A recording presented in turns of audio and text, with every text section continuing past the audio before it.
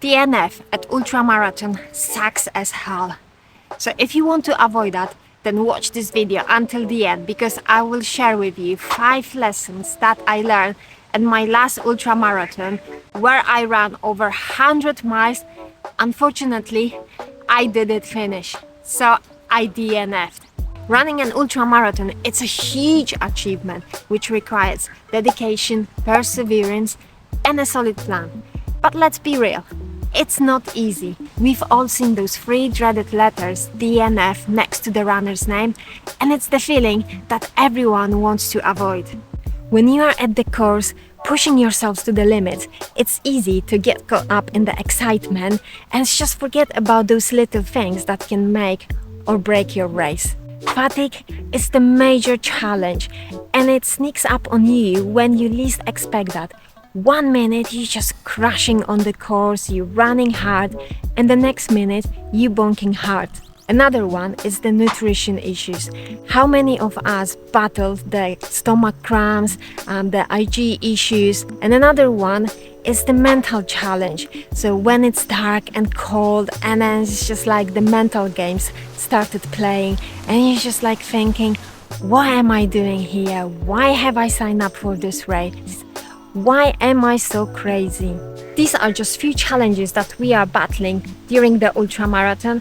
And yeah, it can be daunting, but that's why I'm here to tell you that it doesn't have to be that way.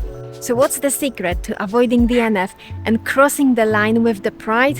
Well, here are my 5 lessons that I learned from my last ultramarathon. Lesson number 1, analyzing too much instead of being in the moment. So when I got to the checkpoint, just after running 170 kilometers, I've been broken. My foot hurt, I've been so sleepy, so cold, so tired. And I started doing the math in my head, and I've been like thinking, well, I still got over 60 kilometers to the finish line and not so many hours to finish. And I was like, you know what, I'm moving so slow. Let's just call it a day, because I'm not going to make it. I will run out of the time. But right now, couple weeks gone, and I've been thinking, no, that was the mistake, because I should just concentrate on getting to the next aid station and then reassessing the situation. Because in ultramarathons, weird things happen when like 1 minute you are at the lowest and you are moving very slow, but then you're just like getting so much energy, you caught up the second wind and you're just flying. And this could happen to me, and I could finish my race. Lesson number 2, try your supplements before the race day. So probably you heard about trying your nutrition during the training runs, but do the same with the supplements.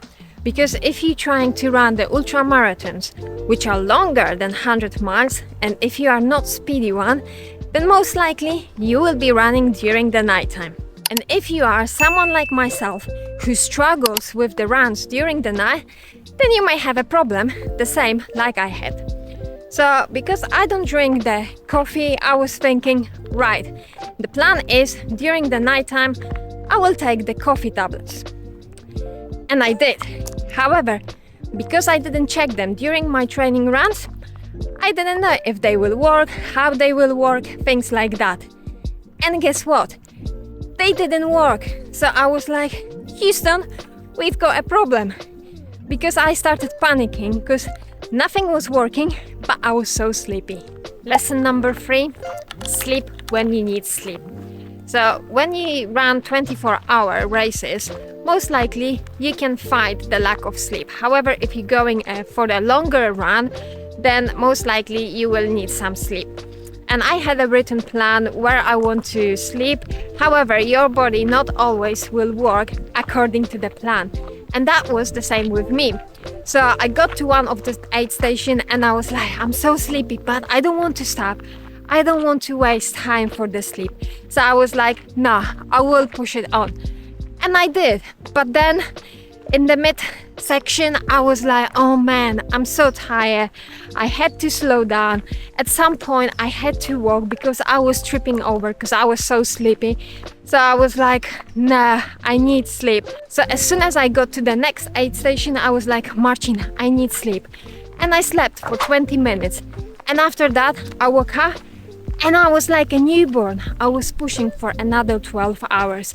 So that 20 minutes saved me a lot of time. Lesson number 4, put your warm clothes early enough. So my race was during the summer when it was like 30 degrees and it was hot. And the nights were quite warm as well.